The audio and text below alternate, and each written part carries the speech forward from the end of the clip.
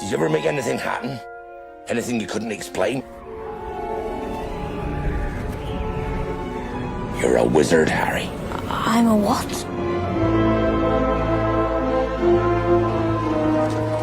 Dear Mr. Potter, we are pleased to inform you that you have been accepted at Hogwarts School of Witchcraft and Wizardry. Good afternoon, class. Welcome to your first flying lesson. Stick your right hand over the broom. 各位观众，今天我们霍格华兹魔法学院又要开课了。要开什么课呢？今天这个魔法可以说是魔真到一个不行啊！纽约州居然州议会已经通过了一项法案，认为啊，过去我们所称的天然血缘的父亲跟母亲、爸爸或妈妈呢，这两个字啊还不够显得包容。目前只待州长亲笔签字就可以完成所有一切立法的条件，那就是要取消掉对于父母的称呼，也就是不再称父亲或爸爸，也不再称母亲或妈妈，而是要改成更为包容的所谓母亲称之为妊娠方，好，你也可以说叫做孕育方。那父亲呢，他不是怀胎10个月妊娠生下的嘛，所以呢，他就叫做非妊娠方，也可以叫做非孕育方。天哪！一个魔幻的离奇立法，居然在美国又悄悄的上演了。我们今天就是要来拆解，到底这么听起来不可思议的魔法，它是基于什么历史背景以及缘故而产生的呢？跟我一起好好走入这个将人类神圣化、彻底崩溃的魔法时代吧 ！Let's go！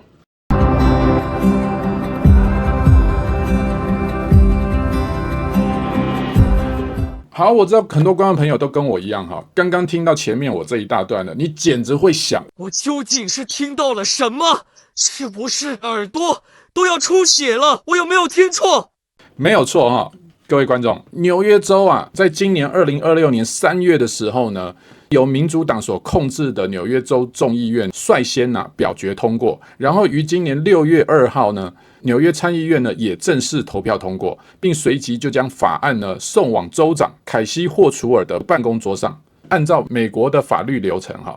法案送达之后，州长仅有10天内呢就必须要决定签署，使其是否生效，或者是州长可动用否决权 veto 哈来予以驳回。那我们呢话不多说，先来看看最新的这一篇新闻报道，你就知道有多魔幻了。Kathy Hochul signs this bill sitting on her desk. A new law will make it illegal to call them mother and father. Nate Foy has the details on this. Nate? Hey, Jackie. So, yeah, New York Democrats argue the words mother and father are outdated and need to be replaced with more inclusive terms under state law. All that's needed now is Governor Kathy Hochul's signature. So if Hochul approves, in New York's family court and in domestic and education law, a mother would be labeled as a gestating parent, a father as a non-gestating parent, and paternity proceedings to determine the child's father would be called parentage proceedings. The bill passed the state Senate this week and the state assembly back in March. Governor Hochul proudly calls herself New York's first mom governor. It's unclear if she'll support this change, though. I'm not familiar with what was introduced late last night, so I'll take a look at it. I have until the end of the year to review them and make a decision, so I won't be commenting on pending legislation.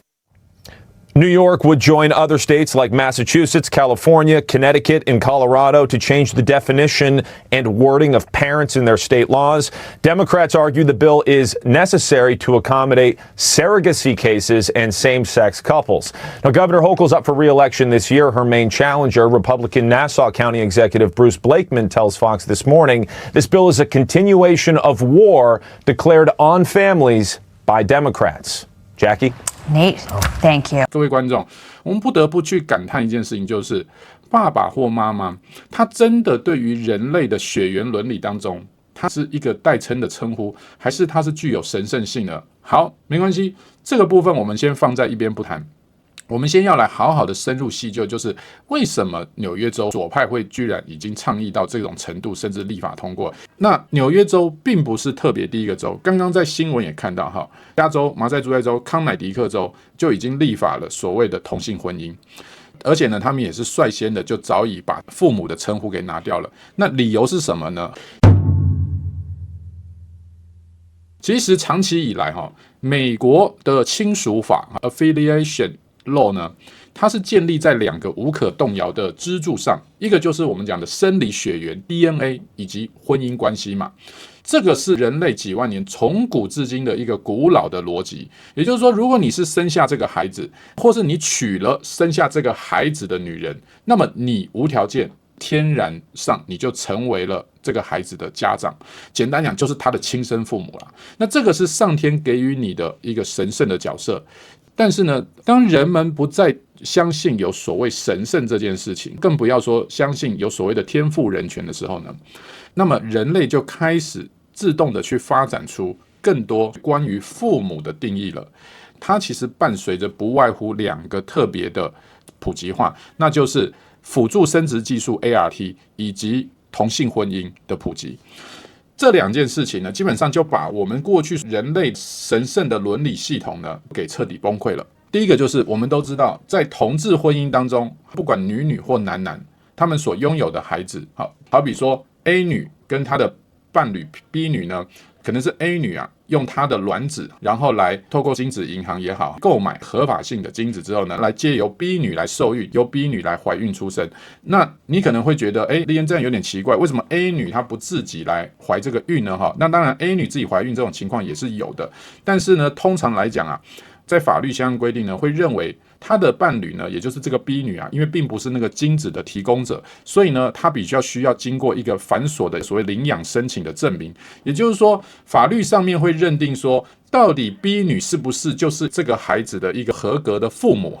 那她需要通过比较多的条件，好比说你要有1年的无偿劳动养育这个孩子，但是你不能求回报嘛，对吧？你要有固定的陪伴孩子或者是帮忙养育的这个过程，那才能认定说 OK 你也算是这个孩子的父母。所以通常女的同志伴侣来讲话呢，他们比较会用的一种方式，在美国就是 A 女的卵子，那由 B 女来受孕。那这样是不是在整个诞生这个孩子的过程当中，我们2个都有分工嘛，都有出到责任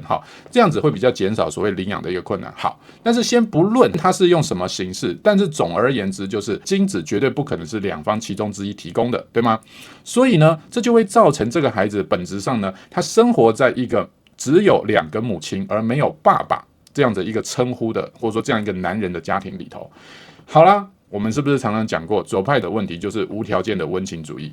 所以左派政府就认为说，如果是这样的话，这个孩子的出生呢，他在学校就会很可怜，因为他会被同学嘲笑说你是一个没有父亲的孩子，你是个没有爸爸的孩子。所以对于这样子的家庭而言呢，注定了没有爸爸的话，那用爸爸来指称所谓的家长，就觉得不够包容。好，就是说，如果我们就只称呼说妊娠方跟非妊娠方，这样听起来呢，大家就不会再笑你了因为呢，你的亲生父母如果是异性恋，那就是一个妊娠方，一个非妊娠方嘛。那我这边的话呢，也是一个妊娠方，一个非妊娠方嘛，对不对？因为一个怀孕，另外一个女性，不管是借她的卵也好，或者是没出卵子也好，总之她也是非妊娠方嘛。这样听起来是不是大家都差不多？好，那你可能会觉得说，天哪，真的要为了同志的婚姻要搞成这样子吗？坦白说，左派的包容心比你想的还要广这种做法它其实还有一个象征的意义修改，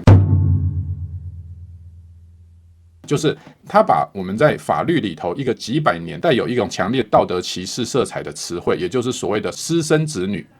正式更名为叫做非婚姻子女与子女之父母关系。这个马赛诸塞州呢，2024年7月的时候，他们就通过了一个叫做父母身份法 MPA。那在2025年的元月呢，他们就开始实施，就变成说这个私生子女就再也没有父亲母亲的问题了，因为大家以后就都听不太出来，到底你爸妈是真的结婚了没，因为如果你是私生子女的话，在法律上只能算单亲家庭嘛，那所以呢，用这种取消掉父母的称呼，会让你的身份呢，就只是改为叫做非婚姻关系的子女。那如果说马赛诸塞州算是在补课的话呢，那么加州跟康乃狄克州则是这一场变革的超级先驱。因为加州我们都知道，加州是长期民主党左派执政的大本营，可以说左到一个爆，而且从来呢加州都还没变天过，虽然接下来的加州州长选举到底有没有机会因为加州大火而一举变天呢？这个我们静待观察。不过呢，早在1975年的时候，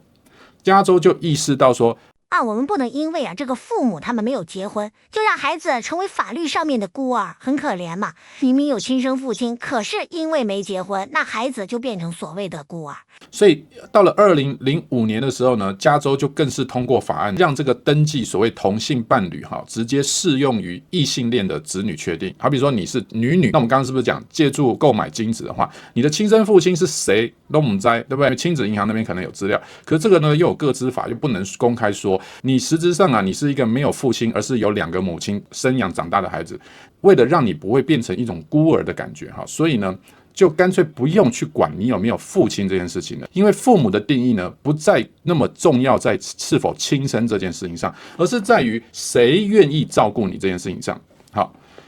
所以用这个方式呢，让同性伴侣的孩子跟异性伴侣的孩子呢，两边听起来就差不多。那反之亦然，如果是男，好，因为还透过找代理孕母的方式嘛，哈，毕竟男任何一边都没办法怀孕嘛，对吗？怀你的那个母亲呢，它只是一个代理孕母，只是一个工具，一个机器，所以呢，也为了不要让你有这种没有母亲的遗憾呢，就干脆你就是2个非妊娠方的家长所照料、所养育的孩子，这样是不是就简单多了？怎么听都很顺耳嘛，听着多么顺耳。加州的家庭法典在第7573条跟7574条呢，就是把过去只给男女夫妻所签署的这个叫做自愿确认父亲身份书呢，就全面升级为叫做自愿父母身份声明书。好，也就是说这张纸呢，它不再看的是 DNA 的血缘关系，看的是承诺关系，就变成了政府它已经把父母的定义呢，从我们讲的血缘关系这一层呢，改变成了一个叫做意图的契约关系。我承诺我愿意照顾这个孩子，那政府觉得你确实有达到承诺的种种条件，那么政府就可以允许你成为这个孩子的父母，这个孩子的家长，也不是父母啦，我又说错了，家长而已啦，没有父没有母了啦，就是家长。那更夸张的就是说，加州它还打破了所谓的双亲限制在加州家庭法典的第7611条呢当中，就是说只要你公开抚育孩子，你建立了一个实质关系，那法院就会在符合儿童最佳利益的一个情况下，可以裁定这个孩子他可以同时拥有3个甚至4个所谓的法定家长。大家有没有听出一个东西？那这不就是多元成家方案吗？没有错加州这个魔法呢，完全就是奔着多元成家方案去的，就是只要你们这些人都愿意履行了法院所开出的条件，那么法院就可以裁定你们大家都是法定父母，都是法定家长。对不起，不是父母，我又说错我已经改不了了为什么？因为我就认为这不正确嘛。但是呢，加州认为你有3个家长、4个家长有什么关系呢？只要他们愿意背起这个抚养的承诺那康乃狄克州则是在2021年的时候呢，他们就通过了所谓的康州父母身份法 CPA， 他们也是强调这种所谓事实上的父母，就是亲生不亲生的没那么重要，对吧？不然的话，你生了你又不养，对不对？你也是不负责任的半父母那么能够愿意抚养的，那才叫做父母。所以什么是事实上的父母？事实上的父母在康乃狄克州的定义里头，就是说你跟这孩子没有血缘关系没关系，你甚至不是领养人都没关系，只要你实际上承担了父母的责任当然啦，你说这个条件呢，它也不容易达到。坦白说，在康州要满足7个苛刻的条件，好比说你要跟这孩子共同生活1年以上，然后你要承担持续且不领薪水的主要照顾责任，然后建立了实质的亲密纽带关系，那法律就会直接赐予你等同于亲生父母的法律地位。这就意味着说，就算你和孩子的亲生母亲分手了，好，那么你也依然拥有完整的监护权和决策权。听起来其实你会发现好像听起来也蛮有道理的嘛，对不对？就是民主党他们在搞的就是希望认定所谓的法定家长呢是一个愿意承担养育照顾责任的人嘛。那亲生的又怎样呢？亲生的不养我，那也是很渣对不对？这样子的烂父母又何必要在乎他们是不是父母呢？所以呢，继我们刚刚讲的加州、马赛诸塞州、康乃狄克州之后，纽约州就成为了最新的通过这项相关法案的第4个州。可是如果你以为这个就是进步，或者才是一个该去追求的文明的话，那么你就太小看这一场变革了。因为这一场语言重塑的背后，本质上是一个关于人类家庭定义的哲学内战。我们必须要用一个更高度的历史跟哲学的视角来审视这个变革，因为这个是人类自文明诞生以来亲属制度最深刻的一次系统性的转移。我们可以用英国法律史学家 Henry Maine 他的一句名言来总括这场魔法变革，那就是人类已经不再具有身份的意义，而是从身份过渡到变成一场只是契约的运动。因为过去人类的身份是建立在你的亲缘关系，也就是你的天然 DNA 所遗传下来的父亲与母亲的关系。可是呢，这一切都被左派的温情主义视作不再重要，而变成的是一场契约责任关系，也就是谁愿意履行抚养的责任，那么谁就是家长。但是在拉丁的法学有一句古老的格言，中文的意思就是说，母亲永远是确定的。DNA 跟子宫呢，它是自然界给人类套上的一个最稳固的秩序安全带。但是当代孕的技术、人工的受精以及卵子捐赠出现之后，这个物理事实呢就被科技无情的切成了碎片。现在一个孩子就可以拥有3个不同的母亲，一个是他提供基因的遗传学的母亲，好，另外一个就是怀胎分娩的孕育学的母亲，那第3个就是签署了协议，准备抚养孩子的意图的家长。好，那请问一下，在这种情况下，到底谁才是他真正的母亲？左派要告诉你的就是，如果死守着生物学的标准呢，那么代孕妈妈呢，就会被迫怎么样呢？被迫成为她并不想抚养孩子的法定母亲啊，对不对？因为我只是拿钱办事，我只是拿钱代孕，可是我并不想养这个孩子啊，我只是帮人怀孕而已啊。所以这就是为什么呢？左派的观念就走向说，认为我们必须要抛弃这种所谓生物的决定论，转向意图以及功能的一个范式，这才好去界定所谓的家长。那么在这种新的范式之下呢，父母就不再呢是一个生理事实，而是一个法律拟定的一个身份。他不再问你的基因来自谁，而是在问说谁在主观上承诺要爱这个孩子，谁在客观上承担了抚育的功能。这是一次人类对自然的夺权，我们用主观的意志，也就是契约呢，取代了随机的子宫。可是看似讲到这边，你可能都会觉得莉安娜听起来好像左派也颇有他的道理哈。我们是不是更应该看重所谓有意图照顾抚养这孩子的人才是应该作为他的父母呢？但是你有没有想过，这一种不寒而栗的新式的哲学代价，家庭的神圣性呢会彻底的消解，而国家的权力则会无限的扩张。为什么站在一个保守主义者我来讲呢？我们是坚决的反对这种所谓孕育的家长，或是所谓分娩之人的这些词汇，因为爸爸妈妈这2个词在人类语言当中带有一种超越法律、近乎神圣的 pre-political 前政治特质，它们代表了自然的连结、血缘的神秘，以及一种不需要国家发牌照就天然存在的权利。当你是血缘关系的父母的时候，你就有养育的责任，这是让人们第一个不能逃避生养的一个负责任的表现。第2个更重要的就是什么？如果当只有意图的父母可以来成为他的法定家长的时候，那么以后所有的人口都可以只是一场经济产物之下的买卖交易行为。简单说就是，我可以捐精子，我可以捐卵子，我不过只是为了赚钱，透过了一场买卖交易行为，而你们也透过了金钱，你们就可以买到你们想要的孩子，甚至可以挑选精子跟卵子的品质。家庭父母的神圣性被瓦解，以后再也没有所谓你的亲生子女，你就有天然的义务一定要照顾了。You said as Americans, we don't care very much about the morality of the activities we're engaged in. Unless they do, real harm. And that's why we love markets. So. Right. Don't you think we should be concerned with the morality of the activities we're engaged in? I think we have drifted from having a market economy to becoming a market society. And by a market society, I mean a way of life in which market values and market thinking begin to dominate every aspect of life, not just the buying and selling of material goods, but family life, health, education, civic life, law, journalism, and so on. And I think that's what's damaging. And I think people sense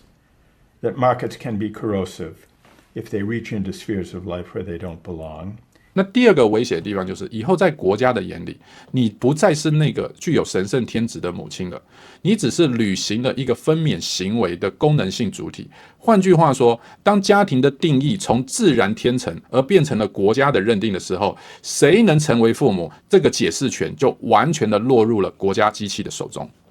国家可以通过自愿确认书，也就是我们刚刚讲的 VAP 呢，来赋予你家长的身份，但是也可以通过事实上的父母的7项标准来剥夺或分配你的亲子。所以这个的背后真正的本质问题，仍然是我们讲的左派想要的大政府主义。就算你是天然生理的父母，提供精子跟卵子的天然父母呢？对不起，因为我们现在对于家长的定义已经改为意图式的，所以如果你的孩子好比说打电话来儿童中心来申诉说你们有任何不当的虐待或者是对待的行为呢，我们政府啊也可以随时的剥夺取消了你作为家长的这样的一个职务，因为父母这个身份已经不重要了。现在只剩下的是你有没有履行这个契约关系的家长，所以政府可以给予你家长身份，他也可以收回你家长身份，这也就无怪乎为什么我们看到过去在民主党执政这么多年下来，家长的监护权或者说家长的亲权啊，可以说是消失殆尽，甚至你不能去反对你的孩子动所谓的跨性别手术，因为你不尊重他，你不包容他，那么你就不配做这个家长，这就是我们真正要看到可怕的地方。那么只能说，不论是从人工生殖的技术开始，以及同志婚姻开始，其实我们本来就在改变了所谓的家庭的结构、组成的元件以及要素了，对吗？我们既然改变了这么多，人们只好不断的去为这些新改变的方式呢，去添砖加瓦，尝试要用一种看似包容或者是说反歧视的这样的一个手段呢，其实根本家庭的神圣性已经不在了，享受天伦之乐的天伦呢，早已不再具有超越政府、政治、法律的神圣意涵了。妈呀，真是太可怕了啊！不对，我应该说生育者啊，这真是太可怕了。其实坦白说，台湾虽然已经在2017年通过了同志婚姻，但是美国的例子永远它都是一个我们在追赶的目标。当美国今天已经从给予同志婚姻的权利，改变了婚姻的定义，进而既然你都给了婚姻，你也必须要满足他们养育孩子的时候，美国的左派政府就让我们看到了最终的结果啊，那就是一定会取消掉父亲或母亲这样的名词，才会使得所有的人群，包含跨性别人士呢，都能够感觉到不被冒犯以及尊重。You don't refer to mothers. You say at your organization, you don't refer to mothers. You call them birthing people. Is that right? That is among the language that we use. Yeah, yes. What's the difference? A birthing person is someone who's in labor and delivery. Okay, that's a mother, right? So for sure, the majority of people who are pregnant are cisgender women, and at the same time, we have to acknowledge that trans people and non-binary people do and can become pregnant, and it's really important not to misgender them in law and health because it is really dangerous to them. You were invited here by my Democratic colleagues today? That is correct. 我必须跟大家说一个有趣的，很多研究呢都指出孩子或者说婴儿出生之后，大多数的婴儿，当然不是全部啦大多数的婴儿都很容易叫妈妈妈妈。好，先从这个词叫起。当然，第一个是这个词呢很简单好念。而且母亲比较容易做出相应的回应，所以使得孩子在情感的联系上面会比较容易快速的得到满足，对吧？就好像说妈妈的时候呢，那婴儿呢就会知道说会有一个像女性角色就会来回应他。好，虽然那个时候婴孩可能他对母亲的观念还没有很完整的成型，可是他知道这个人是会在乎他而且关心他的。那大家试想如果我们把这个现在左派的主张改成生育者那孩子叫得出来吗？那恐怕就会是一个问题了。其实真正最看重孩子的生命以及抚养的人，永远都更容易来自于他的血缘关系。当然你说有没有例外？绝对有，并非亲生的父母就一定是最爱孩子的。可是如果我们把所谓的例外拿来当通则来做一体适用的时候，我们早就已经否认掉人类社会当中伦理的一个秩序，那么几千年来的人类文明史呢，全部的重新瓦解，不复存在。如果想要看最早之前我是怎么样让蜡笔小新用生育者的名称来配音听听看这到底顺不顺耳的话呢，那么感到好奇的你就绝对不能错过的是这部